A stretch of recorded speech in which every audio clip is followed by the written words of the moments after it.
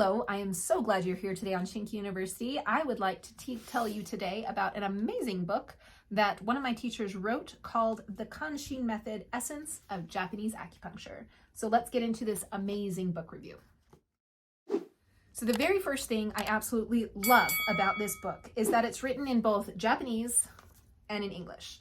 Now, for most English readers, you're like, I don't know Japanese. This isn't important to me to have both. However, there are some people, and I know several people, especially students in ShinKyu University, that are studying Japanese actually right now and really want to learn Japanese. So it's really helpful for them to have both the Japanese and the English there to reference the languages back and forth. However, if you're not a ShinKyu University member and you're not studying Japanese acupuncture, first of all, what are you doing? If you want to become a ShinKyu University member, it's super easy. Just click in the description box below to set up your interview. Super easy process. You usually talk to me about your goals and struggles with your practice, and then we see if you're a fit for the program. Anyway, if you're interested, again, in the description box below. But I digress. Let's talk again a little bit more about what's covered in Kanshin Method, who it was written by, why it's amazing. So this book was written by one of my teachers, Oura sensei, and it was also written by Kitagawa Takeshi sensei. Oura sensei and Takeshi sensei. Now, Oura sensei, we actually learned from during the 2023 In Touch Japan seminar. He is also a member of the Yashinomichi group, and so we learned with him just a little bit during the Yashinomichi workshop this past year, and then we're going to be learning with him again in 2024. So if you are interested in coming to Japan in 2024 and learning at an amazing school, you need to talk to me. So go to shinkyuri.com to sign up for that group. So Oura sensei actually wrote this book with Kitagawa sensei because he was starting to see information coming out of China that was claiming that the guide tube was created in China. The guide tube was definitely not created in China. It was created in Japan by a practitioner called Sugiyama Waichi. Now, Sugiyama Waichi was a really influential practitioner in Japan. He was a blind practitioner that was, the story goes, was initially not a great student.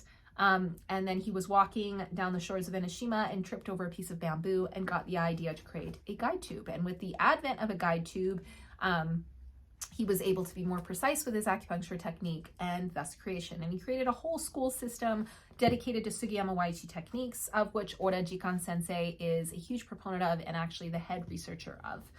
So I definitely recommend, if you speak Japanese, to check out more books by him. But I mean, they even say in the beginning of this book that, you know, Japanese acupuncture is kind of being put to the side by the TCM world and not really understood very well by the TCM world. So they wanted to go on the record, create a book that actually stated the truth about where the guide tube was created, which is called Kanshin Method, which is Kanshin Jutsu actually in Japanese, but Kanshin Method, so the technique of the guide tube. And, you know, the uniqueness of the guide tube. So what I love about this book is that it goes through and really in a very precise way gives you an amazing short history about Japanese acupuncture. And then if we go through the chapters even, so it goes through like, what is Kanshin Method? What does Kanshin even mean? Japanese ShinKyu and Kanshin Method. So ShinKyu means acupuncture and moxibustion. So how the guide tube really influenced Japanese acupuncture and moxibustion, it goes into acupuncture and ki, or what TCM commonly calls chi. Super important chapter in understanding like how ki is so integral in every single technique that you do, and you have to have what we call hibiki, or an echo of energy at every point. Hibiki is known for in Yashinomichi, Toyohari, Japanese meridian therapy. All the styles are going to be referencing this same material. And it also goes into some really cool things like the 14 kanjutsu, so the 14 techniques of the guide tube. And it does it with pictures, people, with pictures. I'm not joking you. Like, it goes into this material right here, explaining the technique, explaining how your hands should look, explaining when to use it. It is an amazing book. Really just amazing, like great pictures, really understanding the material. It's all in English. I can't even begin to describe how awesome this book is and how much you should buy it. You should just buy it. Go online and find it and buy it. Now, the only place that I found to buy this book is unfortunately on the Japanese Amazon site, and I will put that link in the description box below. If for some reason the link just stops working, put in the comments for me like link not working, and I'll update the link. Sometimes they change those suckers on me. But it's just so important that you understand, even if you don't do Japanese medicine, that you understand the history of your tools, that you understand where the tools are coming from, where they were created, how they were created, the different techniques that you could do. You can still do TCM and integrate these techniques. You do not have to change your complete style of approach to the body, and with the change of technique.